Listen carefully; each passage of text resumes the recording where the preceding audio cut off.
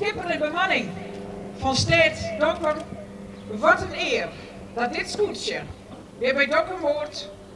En ik hoop dat het fantastische tijden tegemoet gaat tijdens de wedstrijden, maar ook daarbuiten. En ik wens u bij al die gelegenheden het scootje, de skipper en de bemanning een behouden vaart en veel succes. Adje, zullen we hem op de plek richten? Ja? Daar gaat hij. 3, 2, 1. Hey!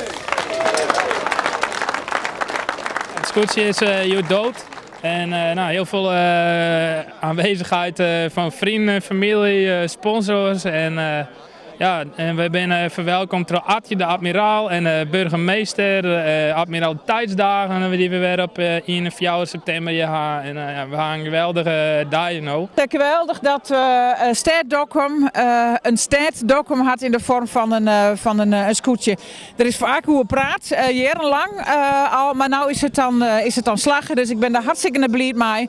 En ik vind het zo mooi passen bij Dokkum. En het is ook zo mooi om dat UTEC te combineren met de aankondiging van de admiraliteitsdagen.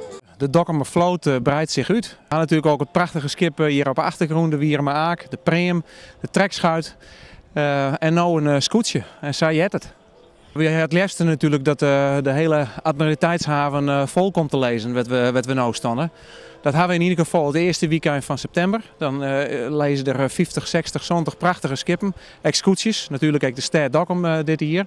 En wat ons betreft, dan gaat dat het hele jaar terug. En is de admiraliteitsdagen leeft het hele jaar terug eigenlijk. Alle dagen admiraliteitsdagen eigenlijk. Hoe bijzonder is het dat Dokkum een scootje krijgt? Nou, op zichzelf eigenlijk voor Dokkum net zo heel bijzonder zoet wijze matten, want voor hen wie het een groot binnenveertcentrum. We zijn er vroeger wel eens, je ging bij Dokkum om en dat betekent van jou het oer de ier, want dat van Haas, de kwaadste wij, ze helemaal om Dokkum. Dus dit wie een groot binnenvaartcentrum. Maar de laatste jaren is het eigenlijk net bad en ze ben je wel mee aan de gang. Dus het is aan de ene kant heel gewoon, en ja, ik zet te wijzen. Aan de andere kant heel bijzonder dat er nog weer een staat bij is die een scootje heeft. Het is zo'n mooi oud scootje, via het net jongetje tredje. Het is meer dan 100 jaar oud, zuiver dat monumentje. Als dit zielende net wie, dan wie dit schipper net. We hebben een stuk of 3, 400 van die schepen in de vaart. Nou is er weer in. Dus wij zijn zo blij als een band dat deze haasten met mij doet.